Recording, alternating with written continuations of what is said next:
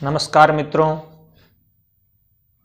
आज का विषय है कन्या लग्न में राजयोग कि कौन कौन से ग्रह कन्या लग्न में राजयोग कारक होते हैं तथा कौन कौन से ग्रह कन्या लग्न में राजयोग कारक नहीं होते हैं। महर्षि पाराशर जी का मत है, कुज जीवेन्दवः पापा एक एव कविशुभ राजयोग कर सौम्य भृगुपुत्र समन्वितः। कुज मंगल, कुज जीव इंदवः पापा, मंगल तथा गुरु तथा चंद्रमा पापी हो जाते हैं। एक एव कविशुभ, अकेला एकमात्र शुक्र शुभ फलदायक होते हैं कन्या लग्न में। राजयोग कर सौम्य भृगुपुत्र समन्विता, सौम्य अर्थात बुध।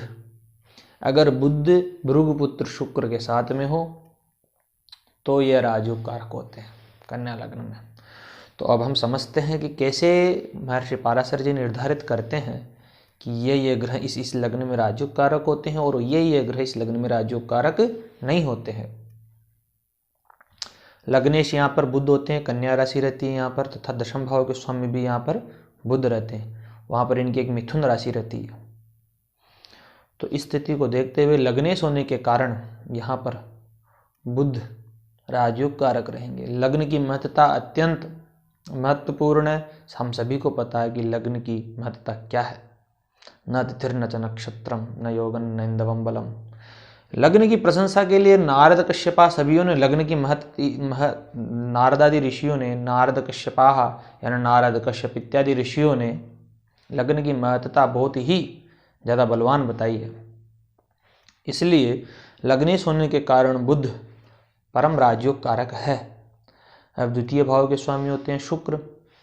शुक्र की एक राशि तुला राशि द्वितीय भाव में रहती तथा एक राशि नवम भाव में रहती है। नवम भाव में उनकी राशि वृक रहती है तथा द्वितीय भाव में उनकी एक राशि तुला रहती है। तो द्वितीय भाव के लिए महर्षि पाराशर जी क्या कहते हैं? लग्नाद्वय द्वितीय सौ परेशाम साहचर्यतः स्थानांतरानुगुण्येन भवतः फलदायकौ। यहाँ पर यह कहते हैं कि लग्न से द्वितीय भाव के स्वामी तथा वे भाव के स्वामी परेशान साहचर्यतः, जिन ग्रहों के साथ में रहते हैं उनके अनुसार फल देते हैं। फिर आगे कहते स्थानांतरानुगुण्येन भवतः फलदायकौ, जिनकी डबल राशि अर्थात दो राशि हैं, उनकी दूसरी राशि कहां पर जा रही है उसके अनुरूप वो ग्रह फल देते हैं। तो यहां पर शुक्र की दो राशियां, तो एक राशि नवम भाव में जा रही है। नवम भाव के लिए महर्षि पाराशर जी कहते हैं सर्वे त्रिकोण नेतारौ ग्रहाः शुभ फल प्रदाः। सभी त्रिकोण के ग्रह स्वामी, त्रिकोण के स्वामी ग्रह जो भी होते हैं वह शुभ फलप्रद होते हैं। तो इस कारण कवि अर्थात शुक्र राजयोग कारक हो जाते हैं। अब तृतीय भाव के स्वामी मंगल होते हैं, क्योंकि इनकी एक राशि वृश्चिक यहाँ पर है और एक राशि अष्टम भाव में भी है, मेष राशि।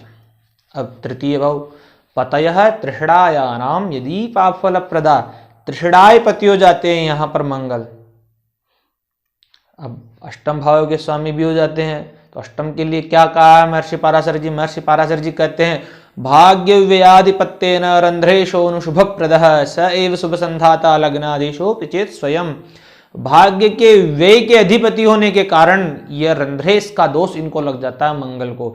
इसीलिए महर्षि पाराशर जी ने कन्या लग्न के राजयोग कहते समय कुज जीव इंदवः पापा सर्वप्रथम ही मंगल का नाम ले लिया कि मंगल तो यहाँ पर राजयोग कारक हो ही नहीं सकते हैं। कुज जीवे इंदवः पापा एक एव कविशुभ, अकेले शुक्र को ही बताया है।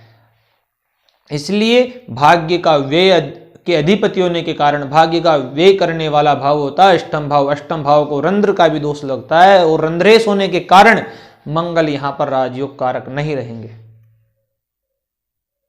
चतुर्थ भाव के स्वामी होते हैं गुरु तथा सप्तम भाव के स्वामी भी होते हैं गुरु। गुरु यहां पर गुरु केंद्र के स्वामी हो जाते हैं। महर्षि पाराशर जी कहते हैं इसके लिए केंद्राधिपत्य दोषस्तु बलवान गुरु शुक्रोः मारकत्वे विचतयोर मारक स्थान संस्थिति ही। महर्षि पाराशर जी कहते हैं यहाँ पर कि यह गुरु केंद्राधिपत्य दोष लग जाता है गुरु को। गुरु शुक्रोः अगर शुभ ग्रह केंद्र के स्वामी हो जाते हैं तो वह राजयोग कारक नहीं होते हैं, क्योंकि उनको केंद्राधिपत्य दोष लग जाता है। फिर कहते हैं मारकत्वे पिचतयोर मारक स्थान संस्थिति ही, मार्ग भाव के स्वामी भी यहाँ पर गुरु हो जाते हैं। इसलिए गुरु केंद्राधिपत्य दोष से युक्त तथा मार्केश से भी युक्त हो जाते हैं, मार्केश भी बन जाते हैं। इसलिए इस कारण गुरु यहाँ पर राजयोग कारक नहीं रहेंगे। पंचम भाव तथा षष्ठ भाव, यहाँ पर शनि की राशियां जाती है मकर तथा कुंभ। अब यहाँ पर थोड़ा सामंजस्य बैठाना पड़ेगा, क्योंकि एक तरफ से सर्वे त्रिकोण नेता रोगराशु फलप्रदा, फिर एक तरफ से पतयत्र षडायानाम यदि पाप फलप्रदाः, तो क्या दोनों में सामंजस्य हो सकता है? नहीं। इसलिए योग कारक संबंधात पापिनोपि ग्रहा स्वतः, इस श्लोक को अपन को यहाँ, इस सूत्र को अपन को यहाँ पर लेना अनिवार्य होगा। अगर ये योग कारक ग्रहों के साथ में हो, शनि बुध के साथ में हो, शुक्र के साथ में हो, तो राजयोग कारक हो जाएंगे। अगर ये पापी ग्रहों के साथ में हो, मंगल के साथ में हो, तो राजयोग कारक नहीं रहेंगे। भले ही त्रिकोण के स्वामी हो पंचम भाव के, पर इनमें षष्ठ भाव का दोष भी आ जाता है। षष्ठ भाव अर्थात पतयः त्रिषडायानाम 3, 6 और 11, षष्ठ भाव के स्वामी होने के कारण यह राजयोग कारक नहीं रहेंगे, परंतु इनमें शुभता भी है त्रिकोणों के स्वामी होने के कारण। अब आगे चलें तो वापस सप्तम भाव के स्वामी गुरु होते हैं, अष्टम के मंगल, नवम के शुक्र, दशम के बुध। अब होता है एकादश भाव। एकादश भाव के स्वामी होते हैं चंद्रमा पतयः त्रिषडायानाम यदि पाप फलप्रदा, 3, 6, 11 के स्वामी पाप फलप्रद होते हैं। तो एकादश भाव के स्वामी चंद्रमा होने के कारण महर्षि पाराशर जी ने कहा कुज जीवेंदव पापा इंदवा, गए इंद्र अर्थात चंद्रमा, इंदव। इसलिए यह चंद्रमा भी यहाँ पर राजयोग कारक नहीं है, पापी हो जाते हैं। द्वितीय भाव वे भाव के स्वामी हो जाते हैं सूर्य। अब सूर्य के लिए फिर वही सूत्र में वापस पुनः लगाना पड़ेगा, लग्नाद् वे द्वितीयेषु परेषां साहचर्यतः स्थानांतरानुगुण्येन भवतः फलदायको, कि लग्न से व्यय के अधिपति होने के कारण, लग्न के व्यय के अधिपति होने के कारण, यानी कि लग्न से व्ययेश, व्यय भाव होता है द्वादश भाव, वहाँ के स्वामी होने के कारण ये साहचर्यता के अनुरूप फल देंगे। अगर बुध के साथ में हो, शुक्र के साथ में, तो राजयोग कारक रहेंगे, और अगर मंगल के साथ में रहो, गुरु के साथ में रहेंगे, तो राजयोग कारक नहीं रहेंगे। तो धन्यवाद मित्रों।